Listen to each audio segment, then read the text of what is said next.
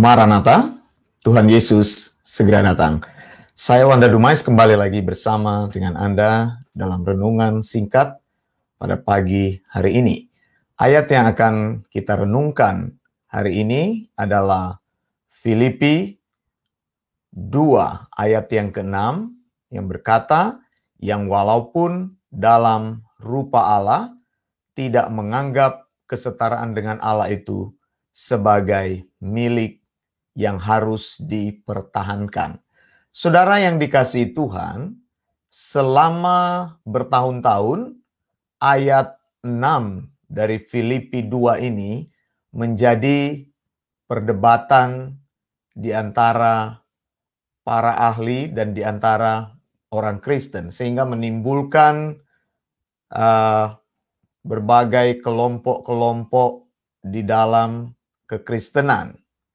Jadi sekali lagi saya bacakan ayat tersebut, Filipi 2 ayat 6, yang walaupun dalam rupa Allah tidak menganggap kesetaraan dengan Allah itu sebagai milik yang harus dipertahankan.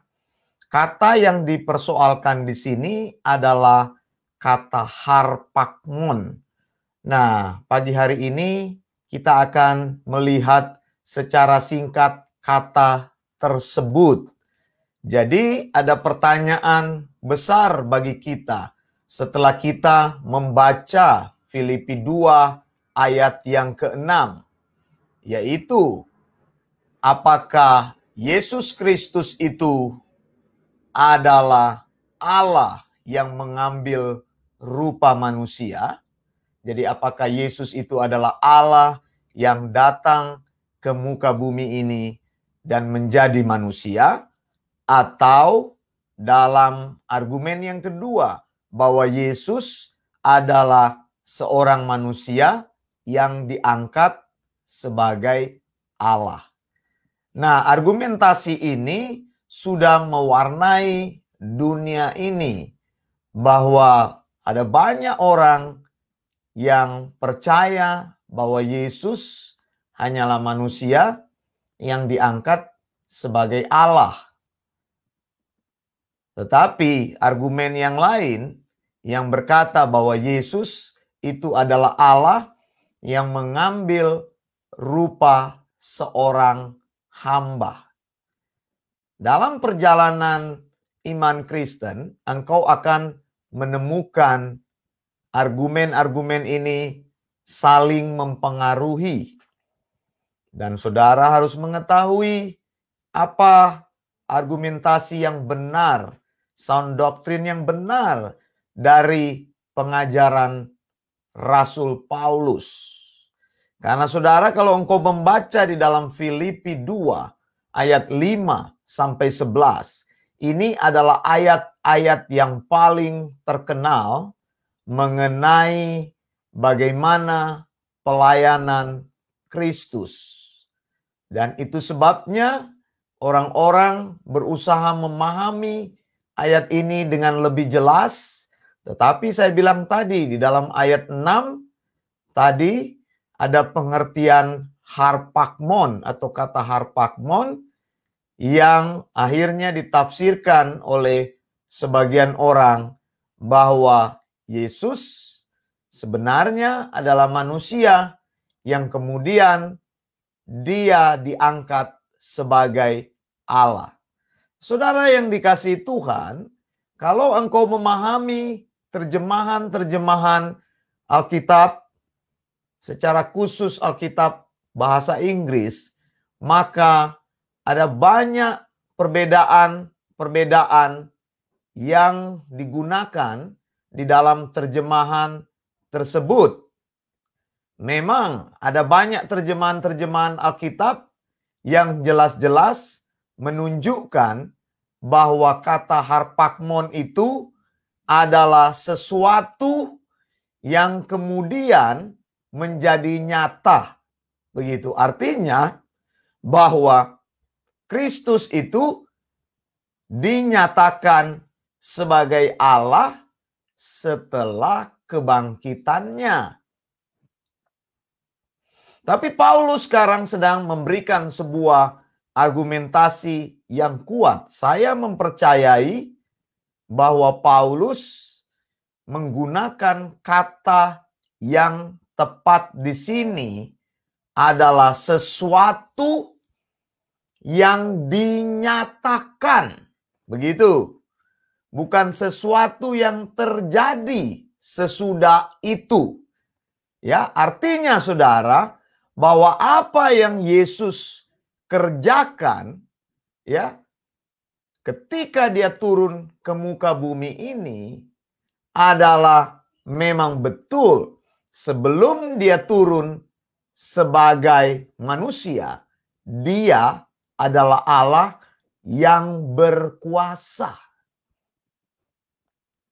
Saya mau menyatakan ini kepada saudara dengan tegas, supaya ketika saudara membaca ayat Filipi 2, ayat 5-11, saudara mempunyai keyakinan bahwa Yesus Kristus yang kita sembah adalah Yesus Kristus yang semula adalah Allah dan kemudian mengambil rupa sebagai manusia, mengambil bentuk sebagai manusia untuk menyelamatkan manusia.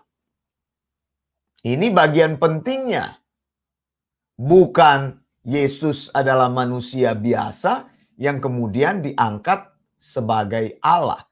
Coba sekali lagi kita lihat Filipi 2 ayat 5 sampai ayat yang ke-11. Hendaklah kamu dalam hidupmu bersama menaruh pikiran dan perasaan yang terdapat juga dalam Kristus Yesus. Pikiran dan perasaan apa itu yang sedang diajarkan Paulus kepada kita dalam sound doktrinnya? Yang walaupun dalam rupa Allah, nah lihat ayat 6 ini, tidak menganggap kesetaraan dengan Allah itu sebagai milik yang harus dipertahankan. Artinya begini, Paulus ingin menyatakan bahwa Yesus itu selama-lamanya adalah Allah, tetapi dia tidak menggunakan kekuatan apapun untuk menyatakan dirinya sebagai Allah atau menggunakan kekuatannya sebagai Allah di dalam proses penyelamatan manusia. Jadi ketika Yesus mati di kayu salib, dia mati benar-benar sebagai manusia yang sempurna. Kalau Yesus memilih, maka dia memilih untuk menggunakan kealahannya supaya gampang proses penyelamatan itu. Tetapi saudara, di sini Paulus mengajarkan kepada kita bahwa Yesus tidak mengambil kealahannya ketika dia mengerjakan proses keselamatan untuk manusia. Mengapa?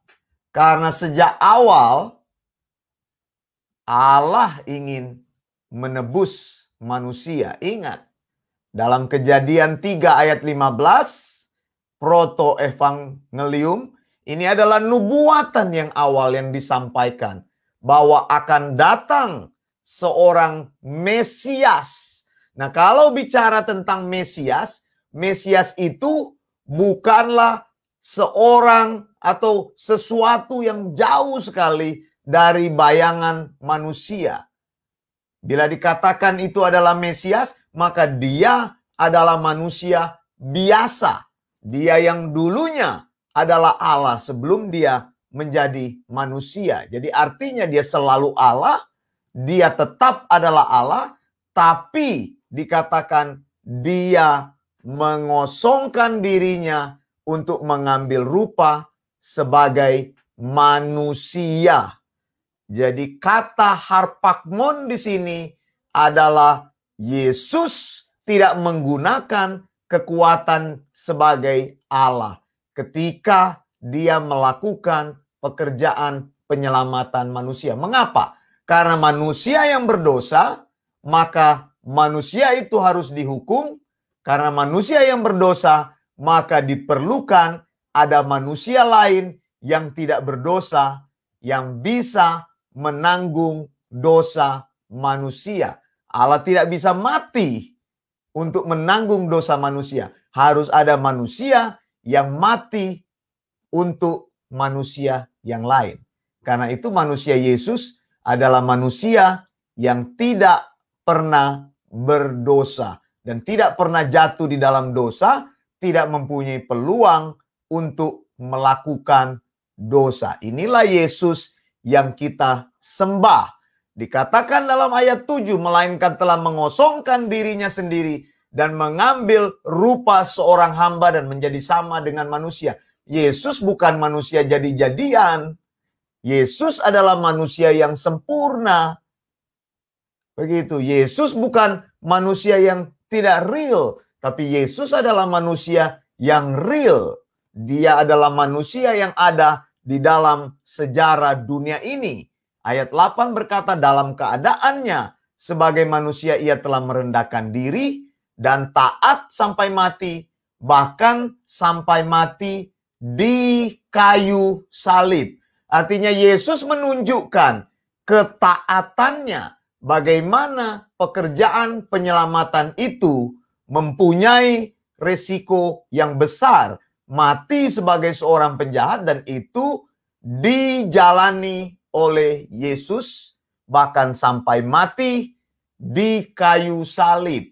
Nah, Paulus mengajarkan hal ini, mengambil hal ini sebagai sebuah sound doktrin yang perlu diajarkan kepada kita, bahwa kita pengikut-pengikut Yesus mempunyai kekuatan untuk menderita bagi Kristus.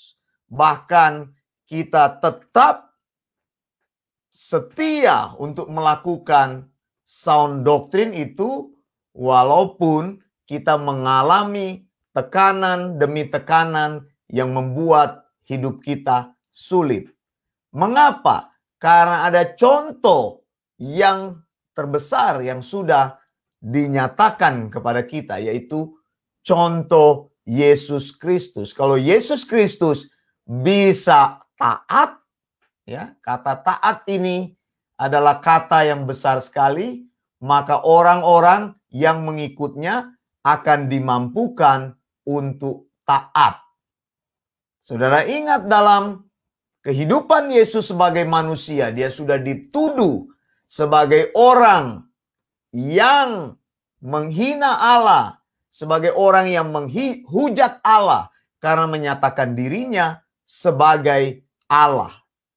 Tapi memang saudara, walaupun dalam keadaannya sebagai manusia sempurna, Yesus tidak pernah menolak penyembahan dari manusia lain.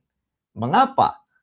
Karena disinilah kita menemukan kesempurnaan dari sound doktrin itu, yaitu Yesus adalah manusia yang sempurna dan Yesus itu adalah Allah yang sempurna. Yesus adalah manusia seutuhnya dan Yesus itu adalah Allah seutuhnya. Di dalam diri Yesus dapat dikatakan ada hypostatic union, yaitu ada persatuan antara pribadi Allah dan pribadi manusia. Bukan dua pribadi, saudara. Satu pribadi, tetapi dalam misteri Allah, pribadi Allah ini tidak pernah bisa bercampur satu sama lain. Disebut dengan hypostatic union. Jadi engkau dan saya menyembah Allah yang sangat khusus, menyembah Allah yang sangat unik. Tidak ada pengajaran-pengajaran lain di luar agama Kristen yang pernah mengajarkan hal ini. Mengajarkan kepada kita mengenal sound doktrin dan mengajarkan kita ketaatan. Bahkan ketaatan yang kita tunjukkan kepada Allah kita bukan ketaatan sesaat pada saat kita bergembira, tetapi ketaatan yang kita tunjukkan di dalam kehidupan ini, melalui kehidupan ini, di dalam keseluruhan hidup ini, taat kepada Allah sampai kita dipanggil oleh Bapa di surga. Bahwa mengenal ajaran yang benar, mengenal sound doctrine, itu adalah kemuliaan dalam hidup kita. Yesus menyampaikan sound doctrine-nya, disampaikan kepada murid-muridnya, diteruskan kepada murid-muridnya. Paulus meneruskan sound doctrine, mengajarkan kepada orang-orang yang dipercaya. Dan sound doctrine ini kita terima saat ini, mengajarkan kepada kita bahwa Yesus itu adalah Allah sejati yang mengambil tubuh manusia dan dia mengajarkan kepada kita untuk taat, bahkan taat sampai pada akhir hidupnya. Apakah kita bisa meniru akan teladan kita Yesus Kristus? Taat kepada dia, menaati dia di dalam seluruh perjalanan hidup kita sampai Tuhan akan datang. Saya Wanda Dumais, saya ingin berkata kepada Anda, Maranatha, Tuhan Yesus segera datang, Tuhan Yesus pasti datang, Tuhan Yesus akan datang. Salam saya dari Sydney, Australia. Blessings.